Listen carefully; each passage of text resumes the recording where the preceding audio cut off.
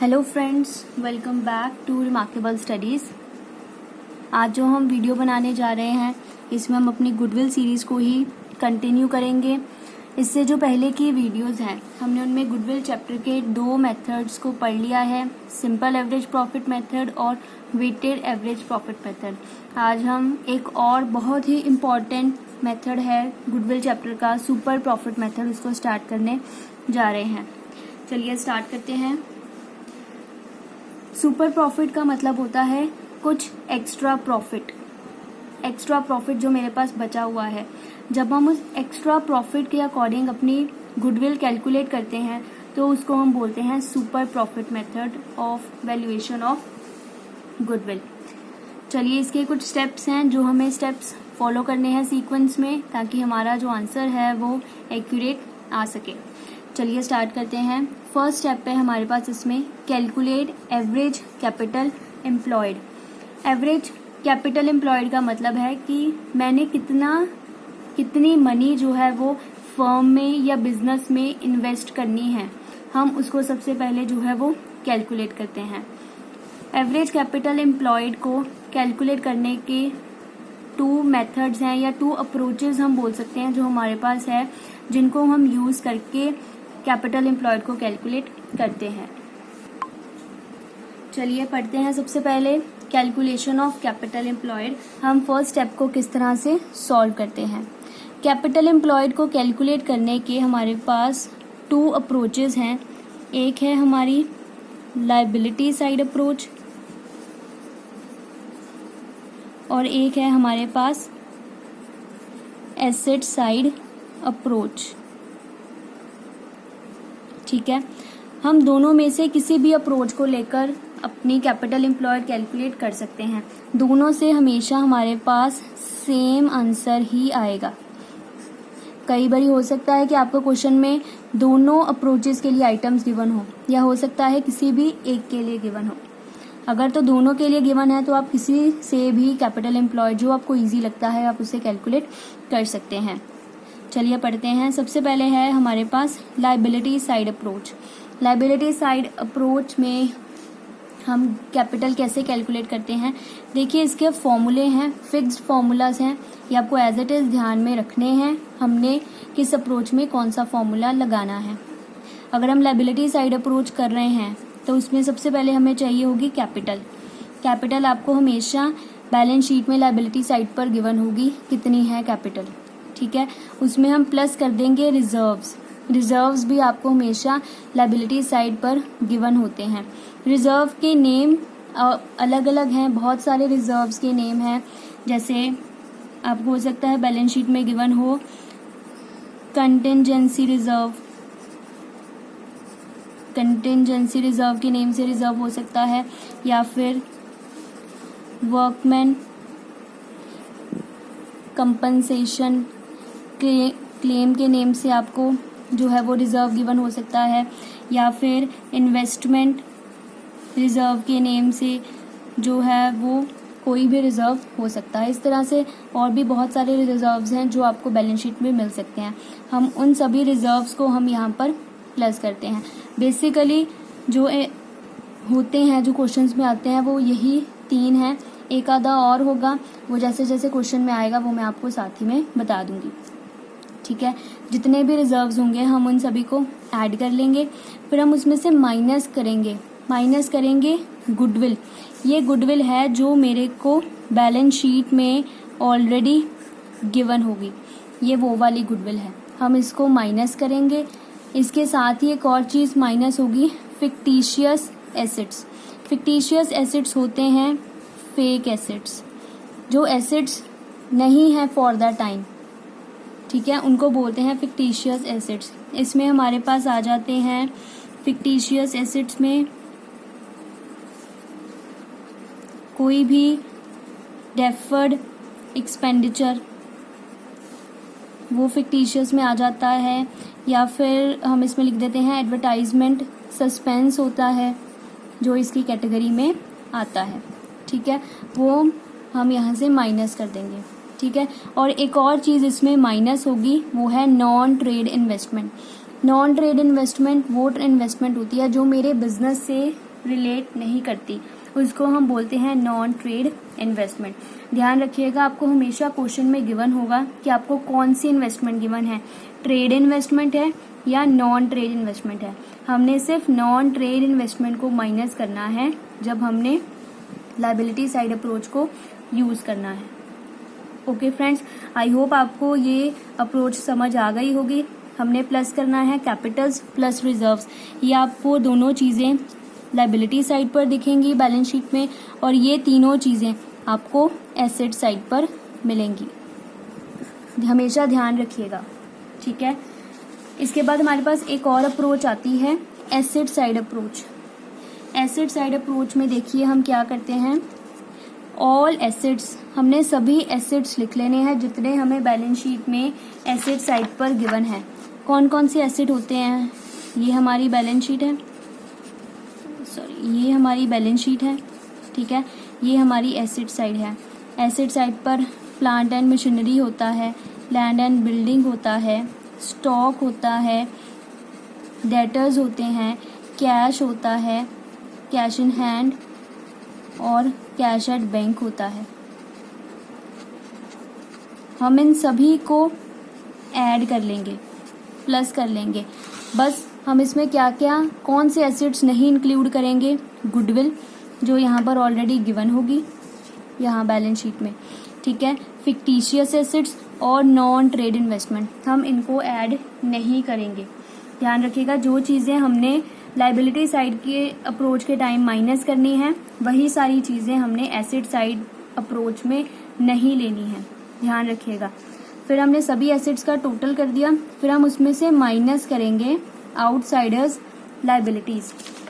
ध्यान रखिएगा, अब आउटसाइडर्स लायबिलिटी में क्या होता है, आउटसाइडर्स लायबिलिटी में आ जाएंगे हमारे पास जितने हैं क्रेडिटर्स हैं, ठीक है, बिल्स पेबल है, या कोई आउटस्टैंडिंग एक्सपेंस है, या कोई भी और तरह की लायबिलिटी है जो बैलेंस शीट में लायबिलिटी साइड पर आती है, सिर्फ वही आएंगी। ध्यान रखिएगा, हम इसमें इंक्लूड नहीं करते हैं किसी भी तरह का रिजर्व। रिजर्व्स मैंने आपको पहले ही बता दिए कौन कौन से होते हैं हमारे पास, और कैपिटल्स, ठीक है। ये हम एसेट साइड अप्रोच में इंक्लूड नहीं करते हैं क्योंकि ये हमारी आउटसाइडर्स लायबिलिटीज नहीं है, ये हैं हमारी आउटसाइडर्स लायबिलिटीज जो हमने आउटसाइडर्स को पे करनी है। रिजर्व तो फर्म में ही रहता है, ये बिजनेस में ही रहेगा, ये कहीं नहीं जाएगा। कैपिटल भी फर्म की अपनी है, तो these are not the outsiders liabilities, only these are the outsiders liabilities जो हमने ये लिखे हैं, ठीक है। हमेशा ध्यान रखिएगा आप कौन सी अप्रोच यूज करने जा रहे हैं और उसका मेथड क्या है सॉल्व करने का। अगर आपको ये क्लियर है पॉइंट्स कि हम इसको कैसे सॉल्व करते हैं, कौन कौन सी आइटम्स हम इंक्लूड करते हैं, तभी आपका ये वाला पॉइंट जो है वो ठीक बनेगा, ठीक है। ये था हमारा first point, calculation of capital employed. अब उसके बाद आता है हमारे पास हमारा next step, calculate adjusted business profit. हम ये बिजनेस प्रॉफिट है जो हमने सिंपल एवरेज मेथड में पढ़ा था नॉर्मल प्रॉफिट कैलकुलेट करने के लिए, ठीक है। ध्यान रखिएगा, सुपर प्रॉफिट मेथड में नॉर्मल प्रॉफिट की डेफिनेशन अलग है और सिंपल एवरेज प्रॉफिट मेथड में जो नॉर्मल प्रॉफिट की डेफिनेशन है वो अलग है। सुपर प्रॉफिट और एवरेज प्रॉफिट मेथड में नॉर्मल प्रॉफिट्स की डेफिनेशन अलग अलग है। इसमें जो हम ये एबनॉर्मल आइटम्स की एडजस्टमेंट करते हैं वो हम एडजस्टेड बिजनेस प्रॉफिट निकालने के लिए करते हैं, ठीक है। ध्यान रखिएगा हमेशा, इसको कैलकुलेट कैसे करना है, वही सेम फॉर्मूला अपना प्रॉफिट है, क्वेश्चन में गिवन होगा, उसमें सबसे पहले हमने एबनॉर्मल आइटम्स की एडजस्टमेंट करनी है और उसके बाद अगर कोई बिजनेस का खर्चा या इनकम होने वाली रहती है उसको एडजस्ट करना है। अब तो आपको मुझे लगता है अच्छे से समझ आ गया होगा। अगर आपको अभी तक नहीं क्लियर है तो आप मेरी फर्स्ट वीडियो जो है गुडविल चैप्टर की वो ज़रूर देखें। मैंने उसमें हम इन आइटम्स को किस तरह से एडजस्ट करते हैं, कैसे फाइंड आउट करते हैं, वो मैंने सारा एक्सप्लेन किया है। और जब हम ये प्रॉफिट्स कैलकुलेट कर लेंगे उसके बाद हम इनकी एवरेज कैलकुलेट करेंगे, एवरेज, ठीक है। जब एवरेज कैलकुलेट करते हैं तब हमारे पास आता है एवरेज एक्चुअल प्रॉफिट्स जो हमें इस पॉइंट में चाहिए, ठीक है।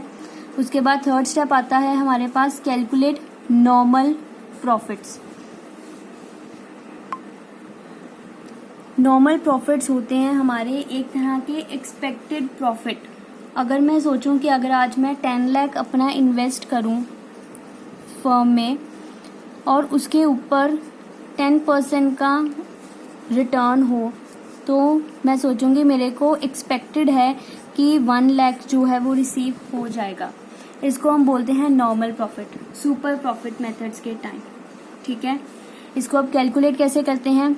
एवरेज कैपिटल एम्प्लॉयड, ये है जो हमने स्टेप नंबर 1 में कैलकुलेट किया होगा, capital employed multiplied by normal rate. ये आपको हमेशा क्वेश्चन में गिवन होगा, गिवन इन क्वेश्चन कि ये कितना है। Rate divided by 100, suppose 10% rate है तो 10 डिवाइडेड बाय 100।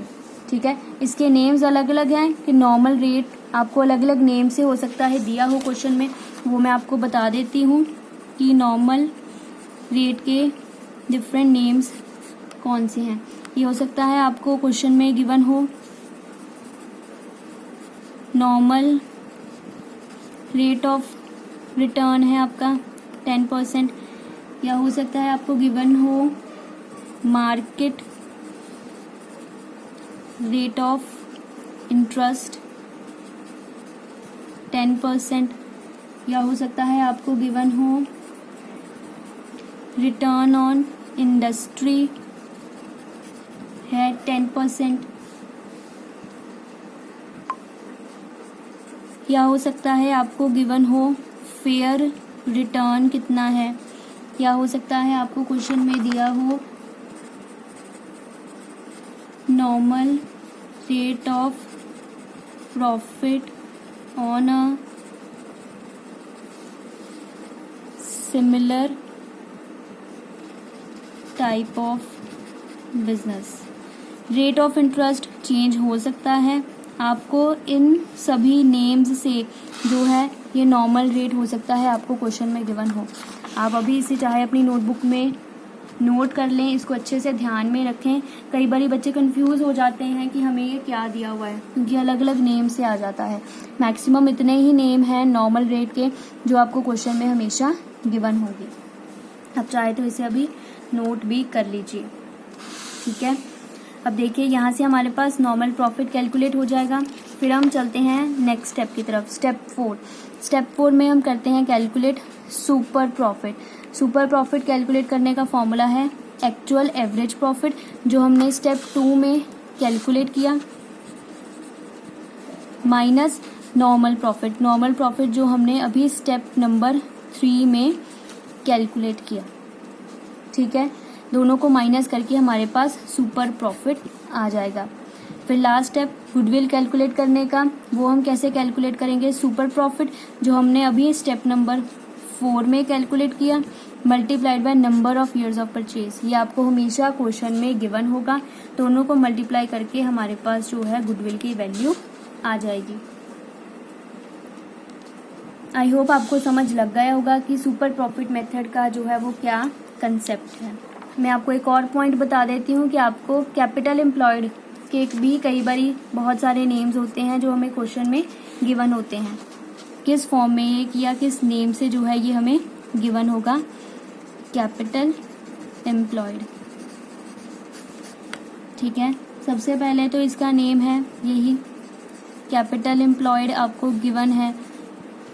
ठीक है, या फिर ये हो सकता है गिवन हो इन्वेस्टमेंट मेड, कि हमने कितनी इन्वेस्टमेंट की है, या फिर कैपिटल इन्वेस्टमेंट हो सकता है। इन नेम से भी आपको क्वेश्चन में गिवन हो। नॉर्मल रेट ऑफ रिटर्न के मैंने आपको नेम्स बता दिया, आप इन्हें ध्यान में रखिए, और कैपिटल एम्प्लॉयड के भी आप हमेशा इसे ध्यान में रखिए जब भी आप अपना जो क्वेश्चन है वो सॉल्व करें। आई होप आपको अब सुपर प्रॉफिट मेथड के बेसिक्स क्या हैं वो आपको समझ आ गए होंगे। इसको अच्छे से याद कर लीजिए, ध्यान में रख लीजिए। इसी सीक्वेंस में जो है वो आपका सारा क्वेश्चन जो है वो सॉल्व होना है।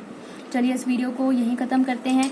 हमारी जो नेक्स्ट वीडियो होगी हम इसके एक्सरसाइज के क्वेश्चंस उस वीडियो में स्टार्ट करेंगे।